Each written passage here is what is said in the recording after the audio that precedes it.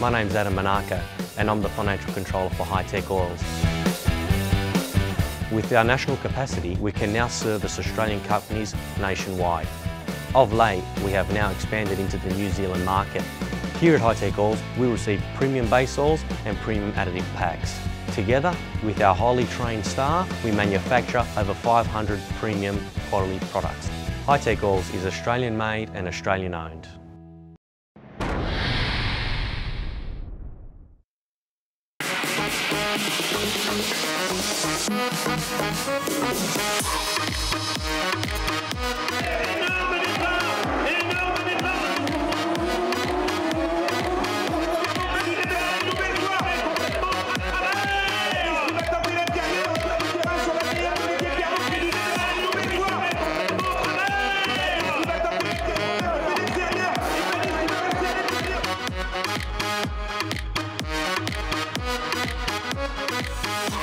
Hello and welcome to the second round of the Trophy Andros. This time out we're in Andorra, the tiny principality that lurks in the Pyrenees in the border between France and Spain. And as you can see, conditions are absolutely perfect. Nice and cold, nice and icy. We start our look back at the 2 days of racing with the action from the elite class as we take a look at the finals. Next up, the electric racing, 9 cars, all rear-wheel drive. And this weekend, we feature guest drivers like Olympic ski champion Perrine Lafont and WEC endurance champion Thomas Laurent. To round it all out, the elite pro class. Now, these are the best professional drivers in the business. Frank Lagorce, ex-Formula 1, Nicolas Prost, Formula E, and Jean-Baptiste Dubourg, the multiple champion. He comes from Rallycross. We'll take a look at the action from Super Pole and then the Super Final.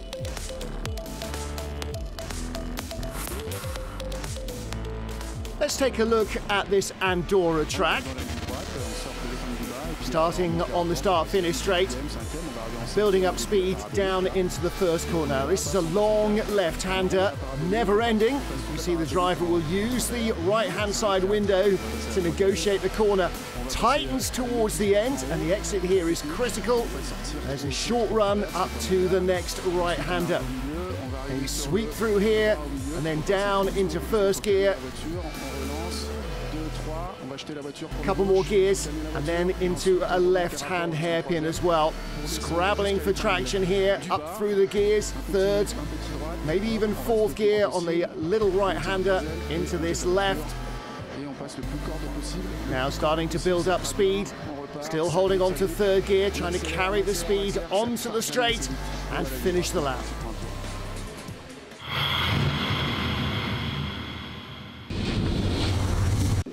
Let's take a look at the grid for the elite final with Louis Gervasson on pole position, the man who scored strongest through the qualifying heats in his Audi A1 Quattro, Daniel Boccalacci's BMW M2 alongside.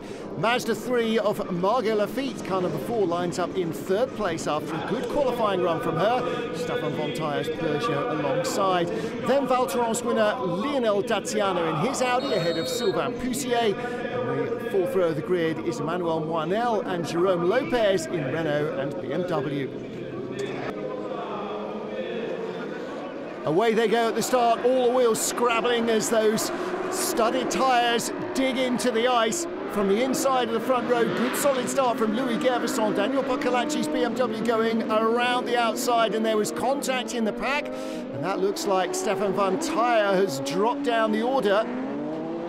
Margot Lafitte in third position as she was on the grid. There is the leader, Louis Gervasson, Daniel Boccalacci, Margot Lafitte. And Von Tyer down from fourth to sixth position.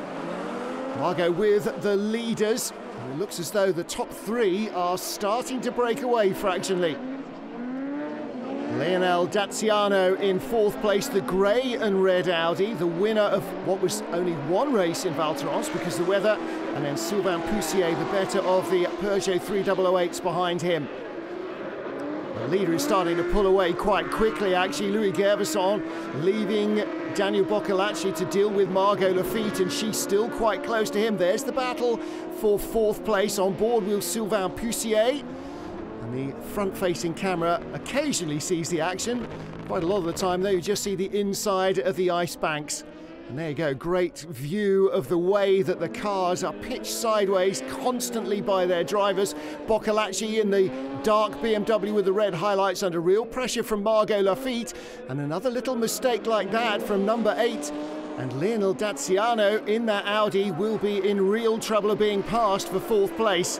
Lafitte got a nose right inside the 2nd place BMW. There's our leader, Louis Gervasson. Boccolacci in 2nd, Lafitte in 3rd. Close battle for 4th as well. Daziano ahead of Poussier. Then Stefan von Toyer ahead of Emmanuel Moinel, and he's clattered the ice wall. Saw a bit of the car flying off again with Sylvain Poussier in the Peugeot. All these cars effectively space frame chassis with purpose-built racing engine, transmission, 4-wheel drive, and those racing tyres studded with inch-long metal studs to dig through the ice and find some traction. Louis Gervasson with the green highlights, still the leader. There's Daniel Boccolacci in the BMW, Margot Lafitte in 3rd place in the Mazda 3. Pretty well-balanced battle, but Boccolacci is starting to claw his way clear of Margot Lafitte at the moment. Lionel Daziano on his own now in the grey and red Audi, starting to ease up onto the tail of Margot Lafitte. There's Lafitte in the Mazda 3, and coming in quicker, Lionel Daziano. Now Lafitte finds some traction on the BMW in the tighter parts of the course, and then it seems to stretch its legs a little down the front stretch. Look how close she is here. If she can get a good drive off the corner and force a mistake from 2nd place Daniel Boccolacci down onto the straight, she could have a real chance of moving up the order. At the moment though, Margot Lafitte in 3rd, in a podium position in the elite final. She finished in 5th spot in Val Thorens, the season opener. Louis Gervasson was in 4th position, the man who leads at the moment. And Daniel Boccolacci, he ended up in 6th spot. So none of the 3 podium finishers from Val Thorens are in the top 3 positions here. However, that may soon change because the winner, Lionel Daziano, is coming up from behind in the Audi A1 Quattro. There's the BMW, 2nd place Daniel Boccolacci. There is Margot Lafitte drifting in. Late apex for Boccolacci though gives him the chance to fire the car off the corner onto the last lap. Louis Gervasson leads by 3.3 seconds. On board with Sylvain Poussier, you can see how much further away the Audi is now of Lionel Daziano. He was right behind him early on, but Daziano closing in on Margot Lafitte on the final lap. She can't afford any mistakes, nor can Boccolacci. He drifts out wide. And that loose snow there can slow you right down if you're not careful. The Audi and the Peugeot coming in, but it's Louis Gervasson who leads this one comfortably. Daniel Boccolacci in 2nd, Margot Lafitte in 3rd. But the checkered flag awaits. Out of the final corner comes Louis Gervasson. Victory for him in Andorra in the elite final. 2nd place goes to Daniel Boccolacci. And 3rd position, Margot Lafitte, her first podium of the season, as it is for the other 2. And 4th place for Lionel Daziano, who won in Val Thorens. Well, a great way to end day 1 here in Andorra for Louis Gervasson, Daniel Boccolacci and Margot Lafitte. They are on the podium in the elite final.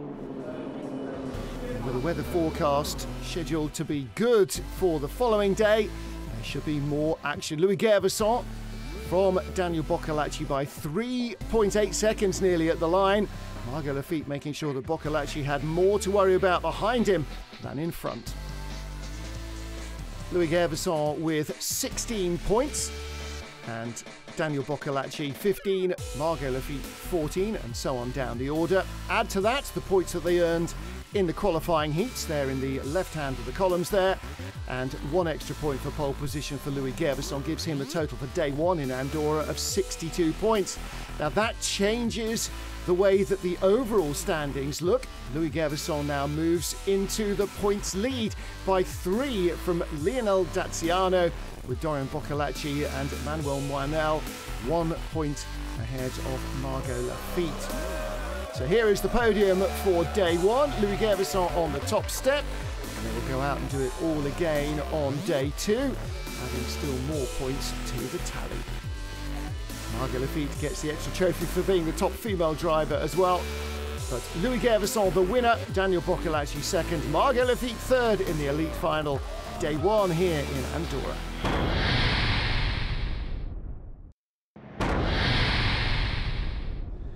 The grid for the electric race, day one in Andorra, and after doing best in the qualifying heats, it's Christophe Ferrier, the number 6 machine, who is on pole position. He takes the lead from Louis Gervison, who's also racing in the electric class, and Vincent Beltoise.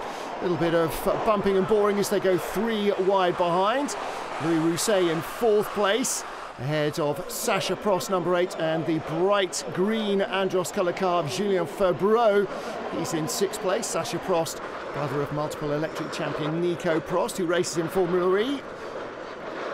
Battle for 2nd place, Louis Gervison, the white car. There's the blue number 2, Vincent Beltoise, on board with Thomas Laurent. Not used to such an appalling lack of grip in the World Endurance Championship, Le Mans Racing. Yellow flags are out, and that's because of a spin for the Olympic skier Pierrine Lafont. Last lap of the race sees Christophe Ferrier take an easy win. Very close for second. Gervison versus Beltoise. Gervison just getting the nod. But victory on day one for Christophe Ferrier. He'd marked himself out as a potential winner by progressing best through the qualifying runs. And there you go, with the extra point for pole position and 24 points through the qualifying heats. 37 the grand total for Christophe Ferrier, and that puts him now on top of the overall standings, ahead of Vincent Beltoise and Louis Gervison. Well, here's our day one podium. Christophe Ferrier front and centre, Louis Gervison second, Vincent Beltoise third, and the top female driver Clémentine Lost. She joins them on the podium.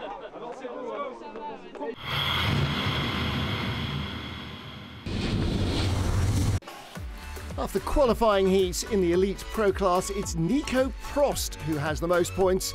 Frank Lagorce and the former champion Jean-Baptiste Dubourg are second and third.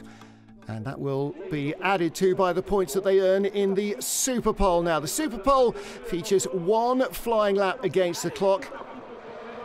And here you can see Frank Lagorce showing perfect form and style.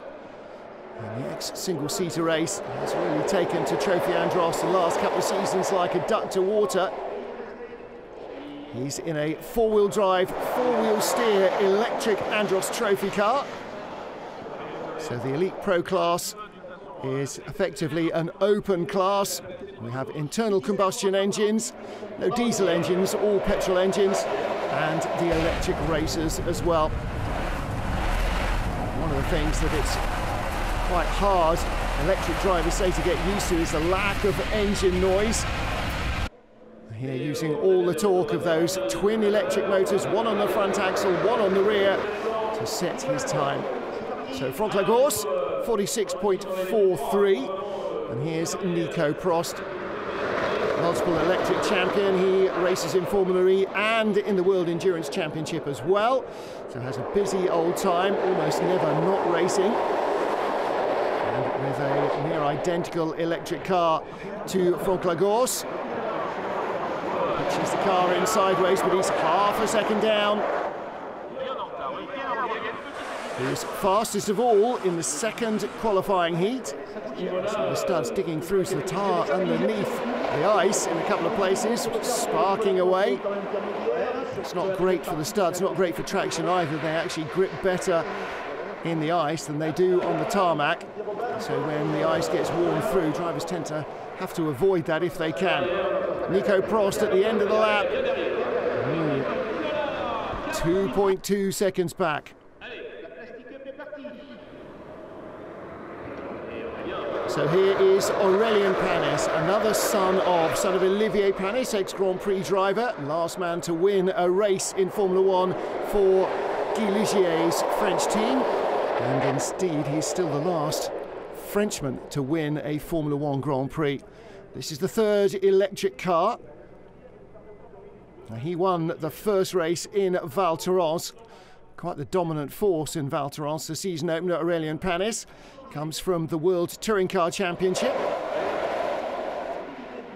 And looking very quick, really laying down a challenge to Franck Lagorce. Has Lagorce had the best of the grip out there though? Is the course cutting up too badly? Gets to the checkered flag, and at the line he is just behind. But he goes second quickest. Not electric engined, as you can tell. There's the howl of the internal combustion engine from Jean-Baptiste Dubourg, the double reigning Trophy Andros champion. Dubourg just a little of a struggle last time out in Val Thorens. He was there or thereabouts. You can see there the rear really working to steer the car through the corners.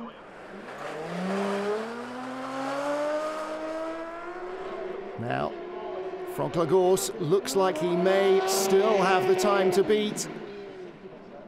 But is this going to be good enough? Will he be second? Maybe even only in third place. There was only 1700s from Lagorce to Aurélien Panis. So it's going to be tight, and at the line he goes through only fifth position. Next up is another petrol engine car. This is number 5, the Mazda 3 of Didier Toral. Wasn't really a factor, the Mazda 3 in Val Thorens. Petrol engine cars with 300 horsepower. 4-wheel drive, 4-wheel steer. Making a lot more noise, clearly, than the electric competitors. 1800s behind on the split time. Didier Toral. Well, nice line, but he doesn't really seem to have the speed through the final corner of Franck Lagorce. And I don't think he's going to be close.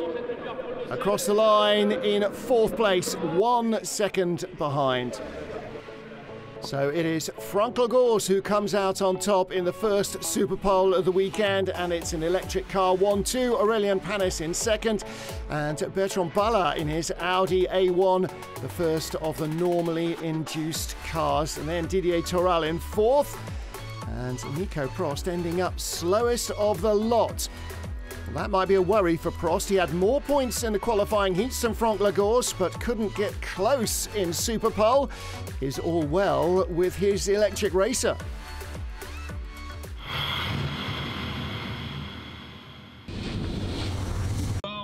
Electric cars out front with Franck Lagorce and Nico Prost on row 1 of the grid. Aurélien Panis, the winner of Val Thorens, lines up in third place ahead of the first normally aspirated car, that's Didier Toral.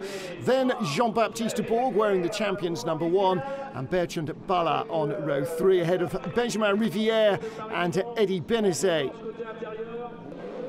Ready for the start, away we go. Oh, and look, shocking start from Aurélien Panis, drops down to 5th position into the first corner. He's going the long way around the outside in his yellow electric racer. There was contact between Dubourg and Didier Toral. There's Dubourg, the number 1 car, holds off Panis and up the inside, keeps his nose there. Panis can't get through, so he's lost ground. It's Franck Lagorce that leads. Nico Prost under pressure from car number 5. Lots of bumping and boring in this tight Andorra circuit. Didier Toral in third, and then it's Jean-Baptiste Dubourg, the number 1 car, in 4th place. Just on the right of your shot, the bright yellow car of Aurélien Panis in 5th. And whatever happened at the start, he really bogged down, did not get away well. Well, Franck Lagorce is the leader at the end of the first lap. Nico Prost is how far behind? About a second. It is about a second. And then is the first of the Mazdas, the number 5 car, Didier Toral. First petrol engine car indeed. Then Jean-Baptiste Dubourg. And right behind him, the bright yellow car of Aurélien Panis. And so much here is dependent on the start. If you give away places, it's the devil's own job to get them back. Aurélien Panis is going to have to work super hard to try and get anywhere here. And Dubourg Starting to close in a little on Didier Toral. That's the battle for third place. Franck Lagorce can't quite escape Nico Prost's red machine at the moment. Prost under pressure from Didier Toral, the white Mazda. On board with Franck Lagorce. Down into the first corner, you can see the ice breaking up, tarmac showing through. Car run by Hexagon Engineering, company owned and run by Cathy Muller, the older brother of 10-time Andros champion Ivan Muller. Very successful single-seater racer, very successful team owner Cathy Muller. Brother Ivan's gone the same way. And in fact, Cathy's son is also a young racing driver now. Hasn't tried his hand at Trophy Andros yet. Sure that won't be far away. Yann Lachey races in the World Touring Car Championship against Aurélien Panis, who's still struggling in 5th place. Lagorce starting to ease away from Nico Prost, and Prost, fastest of all in the qualifying heats, now struggling and down to 3rd. Past him has gone Didier Toral. In fact, Prost has gone. Prost has vanished. Didier Toral is in 2nd place. Jean-Baptiste Dubourg is in 3rd. Aurélien Panis is in 4th. Bertrand Ballard in 5th. So where has Prost gone? Well, that's a disaster for Nico Prost. 2 electric motors in the electric cars, 1 on either axle. And I wondered, after he couldn't match the pace of the others in Superpole, whether there was a potential issue, and it looks as though there might have been. And there is Nico Prost. Now, has he crashed or has he parked? Yellow flags are out anyway, so no overtaking on the exit. It does actually look as though he's had an issue and had to scrabble out of the middle of the road. Franck Lagorce, the race leader, by 2.5 seconds. Then the 3-way battle for second. Didier Toral, number 1 there. Jean-Baptiste Dubourg and Aurélien Panis. Right behind him, Bertrand Ballard, the red and grey Audi A1. Then this man, Benjamin Rivière. He's the first of the Peugeot 3008. He's got Eddie Benazet behind him. Right in underneath the door of number 8, Bertrand Ballard, but trying to find a way through, as you've got to force an error from the car in front. So this is 2nd, 3rd, 4th, 5th, 6th, all together. The only man missing from this equation, Nico Prost, who's stopped, and Franck Lagorce, who's a long way clear. Little bumping from Aurélien Panis behind Jean-Baptiste Dubourg, the number 1 car, as they head on to the final lap, all to play for still. Didier Toral in 2nd, the champion Dubourg in 3rd, keeping the car very much straighter midway through the long right-hander. Lagorce giving a drifting masterclass. Toral in 2nd. There's Dubourg under real pressure from Panis. Does not want to leave the door open at all. Panis very sideways, very different way of driving the electric car. His plastic up from the Renault Captur in front of him, of the reigning champion. And you can see the Audi and the Peugeot at the back there, still trying to knock each other's door handles off. Out of the final corner, Franck Lagorce is going to win this one, under the watchful eye of Nico Prost. Victory for Lagorce. Didier Toral in 2nd spot. Jean-Baptiste Dubourg, the reigning champion, takes 3rd.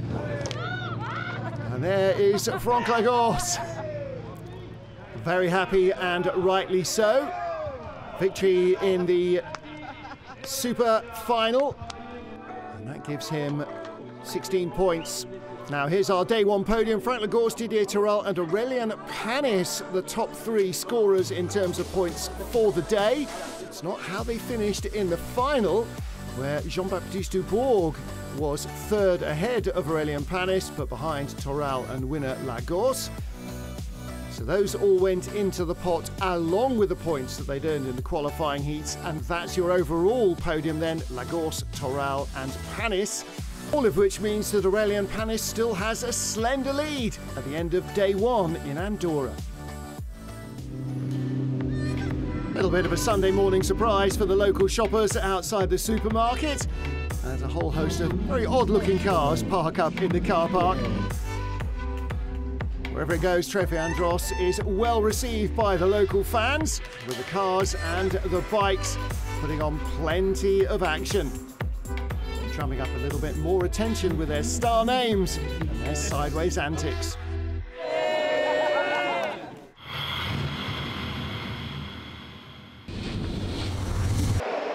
Highlights of the electric race from day 2 in Andorra. And look around the outside, Louis Gervison putting in a bold move from 4th to try and move up to 2nd. That attack rebuffed by Vincent Beltoise, who has his eyes on poleman Christophe Ferrier in front. Louis Gervison, though, did succeed in grabbing 3rd place. Ferrier and Beltoise in their private battle out front, racing away from the field as the track gets cut up increasingly. Slightly warmer weather, allowing the tyres to dig their way down to the underlying tarmac in places. Again, Ferrier victorious, Beltoise in 2nd, and Thomas Laurent ending up in 3rd place at the end of the final. So day 2 results. And that means the overall result for day 2, Ferrier outscoring Beltoise and Laurent, which means that he's extending his series advantage, now comfortably ahead of Vincent Beltoise, and the Louis, Gervison and Rousset just a point apart for 3rd.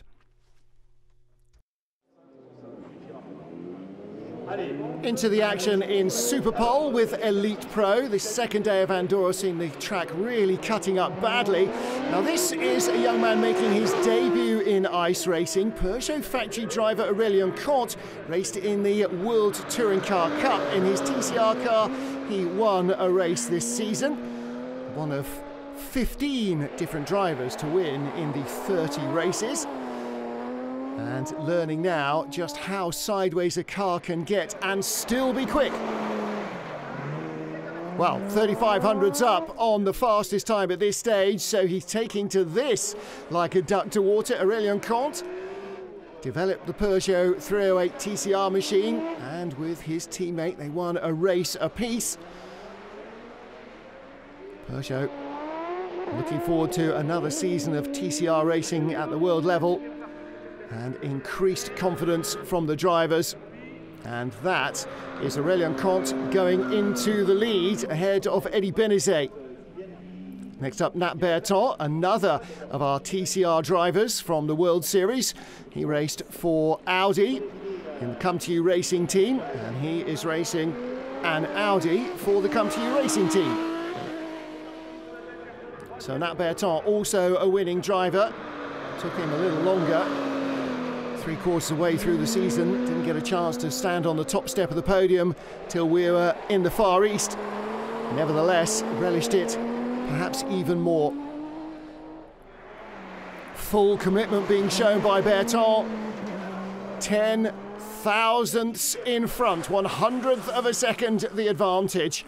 That is a dead heat in all but name.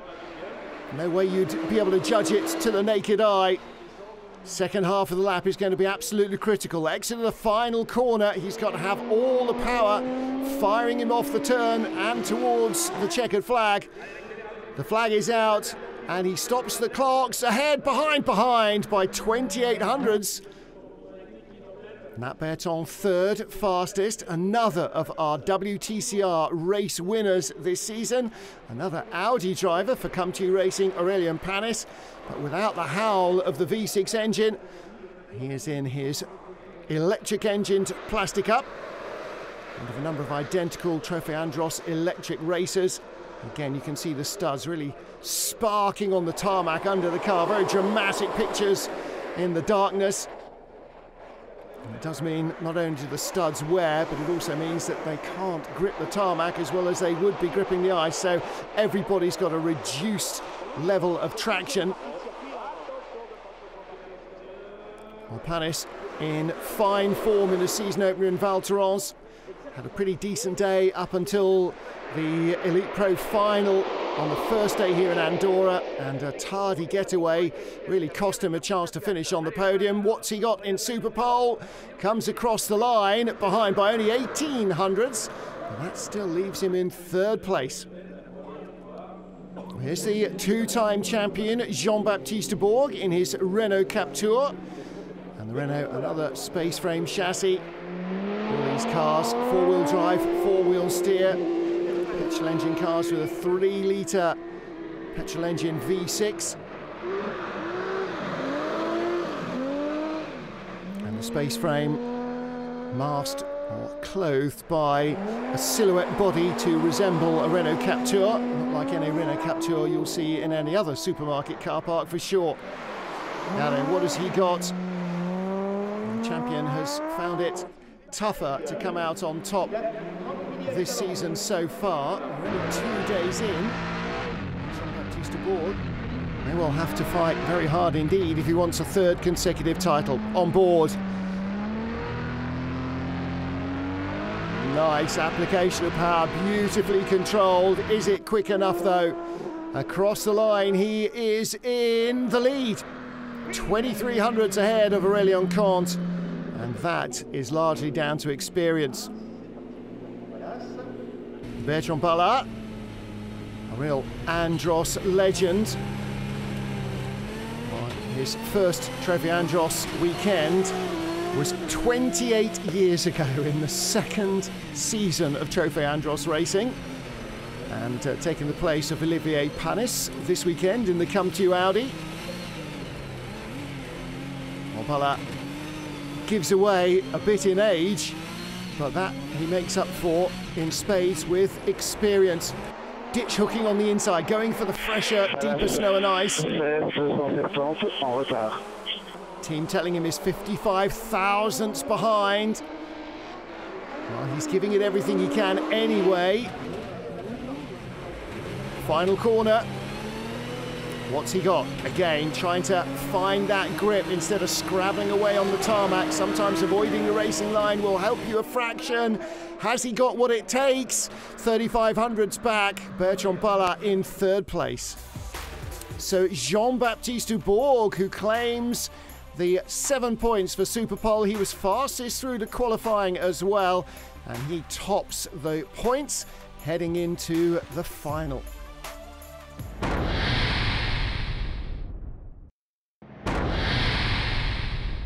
Let's take a look now at the grid for the super final for the elite class. Louis Gervasson on pole ahead of Sylvain Poussier, who had a very good run in the Peugeot 3008 through the qualifying heats. Dorian Boccolacci started second yesterday, third today, ahead of Stefan Von Tyre in the second of the Peugeots.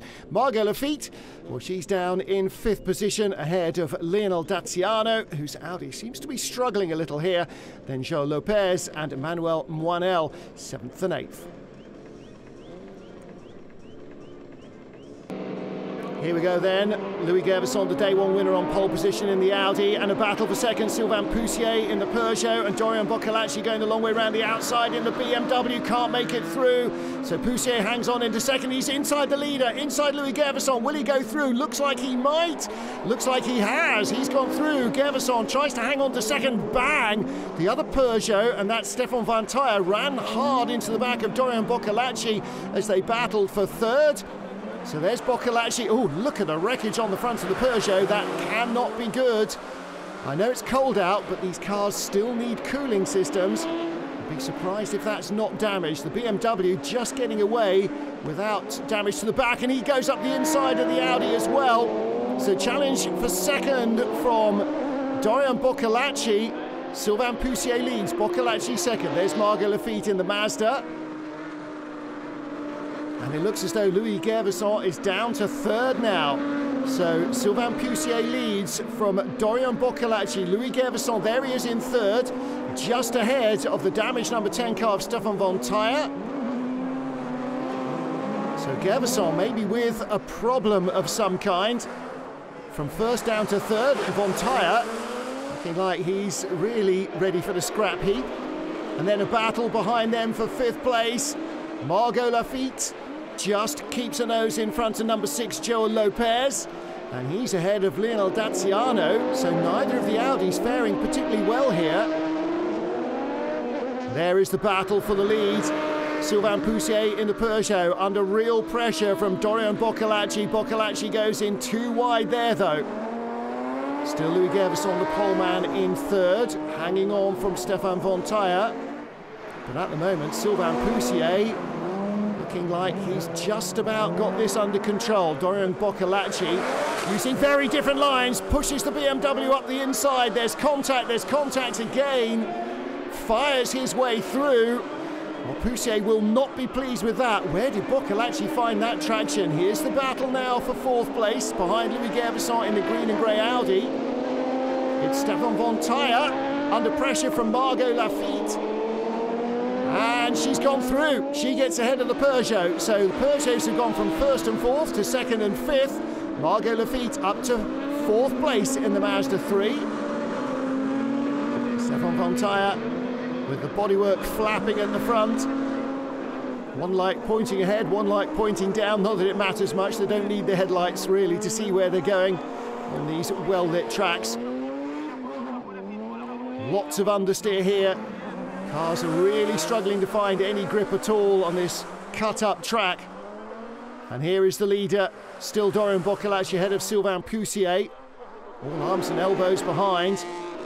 There is Louis Gervasson in 3rd, Margot Lafitte in 4th. 5th place is Stefan von Tyre. 6th place looks like still Joao Lopez. Yellow flags are out. A spin at the back of the shot there for the Renault of Emmanuel Moinel. And the leaders still racing away with this one. And there is Stefan von Tyre in 5th. Louis Gervasson drifts out wide again, using a very late apex, veering off the corner. And Dorian Boccolacci pulling away now from Sylvain Poussier. Louis Gervasson, the poleman, in 3rd, but Margot Lafitte is catching him. She is much closer this time. There's the BMW. 1 to go. Final lap for Dorian Boccolacci, heading for his first win. Sylvain Poussier 2nd, Louis Gervasson in 3rd. Just enough to hang on ahead of Margot Lafitte, it would seem. Her rate of closing is not enough for her to be able to go spearing by him. And Dorian Boccolacci rudely assaulted from behind by one Peugeot in the opening lap. Shoulder charged his way past the other one for the lead a couple of laps later. We only did one electric race in the Trophy Andros last year. This GP3 and Formula 2 racer now on the brink of taking his first Trophy Andros victory. Comfortable margin for Dorian Boccolacci. He claims his first win with Poussier in 2nd, Gervasson ahead of Lafitte, their 3rd and 4th. Well, that's a big win for Dorian Boccolacci, and he used a single-seater racer's way of getting through. So the overall podium for day 2, still most points for Louis Gervasson ahead of Dorian Boccolacci, and Stefan Poussier in 3rd. And in the final, Boccolacci 16 points ahead of Poussier and Gervasson. Look how close it was in the day's total. 59 for Gervasson, 57 each for Boccolacci and Poussier. All of which sees Louis Gervasson ease out an 11-point advantage so far this season, but look how close it is behind.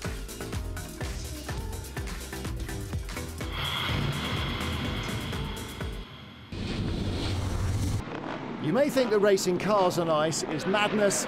Clearly, bike racing is yet another form of madness. Our pole sitter Sylvain Dabert, 37-year-old 8-time bike trophy winner, fluffs the start and drops to 5th place in the first turn.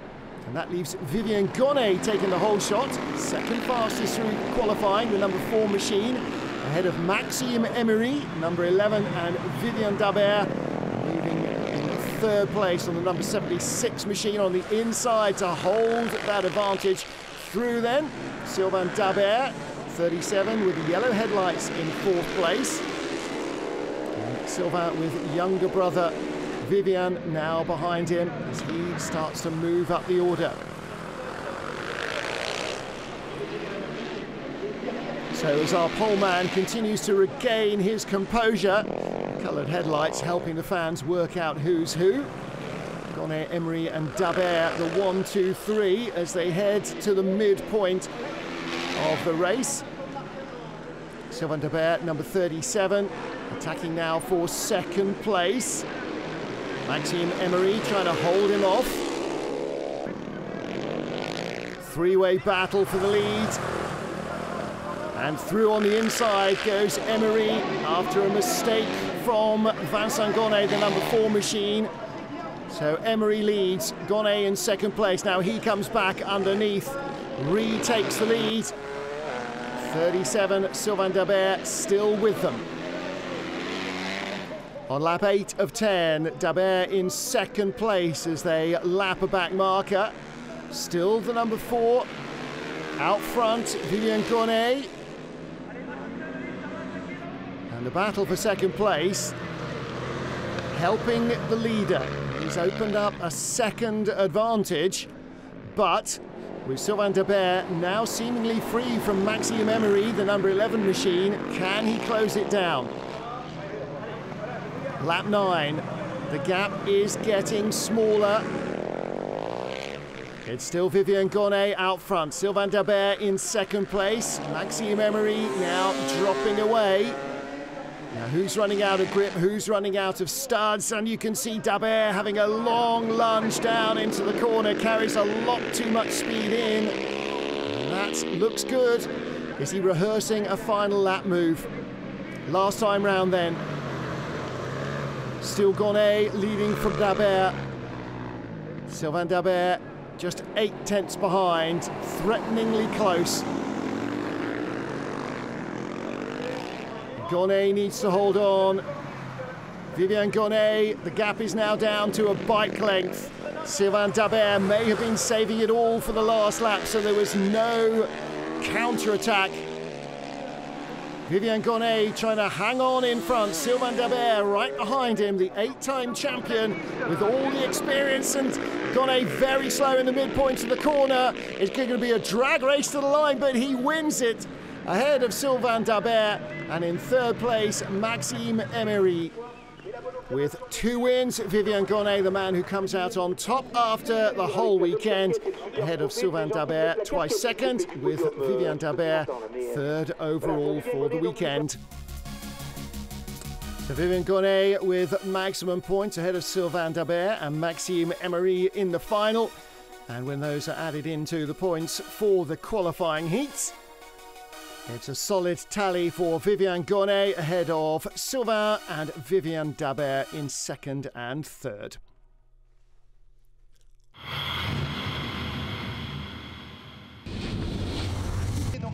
Super final in the Elite Pro class, day 2 in Andorra, and Jean-Baptiste Dubourg, the double champion, on pole position but alone on the front row of the grid.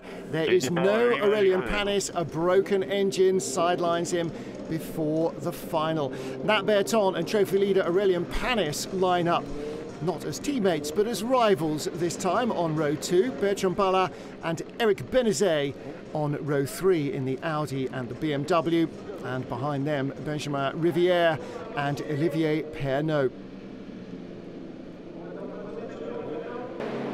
Away we go, good start from poleman Dubourg, good start too from Nat Berton.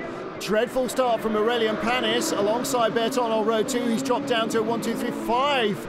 5th position behind Bertrand Ballard. So Dubourg, Berton, Ballard in third place, number 8 machine. And then Rivière, the number 2, and Panis, bright yellow electric car, only in 5th position. It was a good start from Bertrand Ballard. He moved up from 5th on the grid to 3rd place in the number 8 machine, and this is the view of the lead duo. Jean-Baptiste Dubourg at the front of the queue, and just ahead Nathaniel Berton. Little run inside Berton, avoids contact. Panis doesn't avoid contact further back though. Trying to get by Rivière, doesn't make it through. So that's the battle for 3rd place. Rivière in the Peugeot in 3rd, and Benjamin Rivière holding off an aggressive attack from Aurélien Panis. Jean-Baptiste Dubourg trying to creep away from Nat Berton and Bertrand Ballard. And behind them, the Peugeot swinging its tail, and the Panis on the inside again, contact again. This is where Dorian Boccolacci got through in the BMW. Couldn't make it there, Aurélien Panis. But it looks as though the electric car, using all its torque, it's got a different kind of feel to the car. The way that it produces its power is very linear. It doesn't have to build up the revs like the petrol engine cars, so it's power off the corner, its initial bite off the corner where it's got the traction, is even better. And Panis, as in the first of the Elite Pro Super Finals, not getting a great start with his electric car and having to fight all the way through to try and make up the places. Behind is the number 7 BMW. Eddie Benazet is right with Panis. And that red BMW won in the hands of Dorian Boccolacci in the Elite Final. Ok, donc voilà, c'est derrière toi. Tu me tiens au courant si tu dois laisser passer ou pas, c'est toi qui décides. Message from the team to second place Nat Berton about Bertrand Ballard, who's behind him, suggesting that if he wants to, he could let Ballard go through. Ballard only a one-off driver here, and that means that if Berton finishes third instead of second, he'll carry only 20 kilos of success ballast rather than 40 through to the next round. So he could give away the place, and that short-term pain might give him some long-term gain. Well, that's his choice to make, though. Can't be team orders. Nothing's happened yet. Here's the battle still for fourth. Benjamin Rivière ahead of Aurélien Panis. Still, team telling him there are 2 laps left. So De Bourg leads. They're not going to catch him. And it sounds as though Nat Berton is going to make the decision to allow Bertrand Ballard to go through. Now, where is he going to do it? He can't afford to do it too far away from the end of the race in case he makes a mistake and Ballard doesn't get through cleanly. That then leaves him sensitive to attack from behind. And with Aurélien Panis stuck in 5th, he doesn't want to give away any places. Well, they're saying to him, you'll give away 1 point, but you'll save yourself 20 kilos for Isola 2000 the next round as they head after the Christmas New Year break. Last lap, decision time. And that was Nat Berton saying, you tell him please. Jean-Baptiste Bourg on board the Renault Captur of the champion. He's going to do it out of the final corner, he's saying. Copy, copy. All right, so you tell him. He can tell the team. He can't radio his teammate directly, though. And he's too busy to stick his hand out the window. So Jean-Baptiste Bourg is going to win this, and it will be an Audi swapperoo. Still an Audi 1-2. And Nat Berton. Bertrand Ballard behind him. This is the last lap. And De Bourg's already got the door open. Who comes across the line in front? It is Bertrand Ballard ahead of Nat Berton.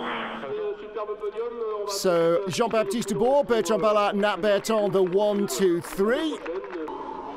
And that means, of course, maximum points for De Bourg. Berton gives away 1 point, exactly as the team said, to Bertrand Ballard, but saves himself 20 kilos of success ballast for next time out. And Nat Berton doesn't exactly give away a handful of points either. He still outscores the man who came here with the points lead, Aurélien Panis. And it is Panis who heads away as they go next to Isola 2000 with the tiniest of points leads, just 3 ahead of Jean-Baptiste De Bourg, with lots more fantastic racing yet to come.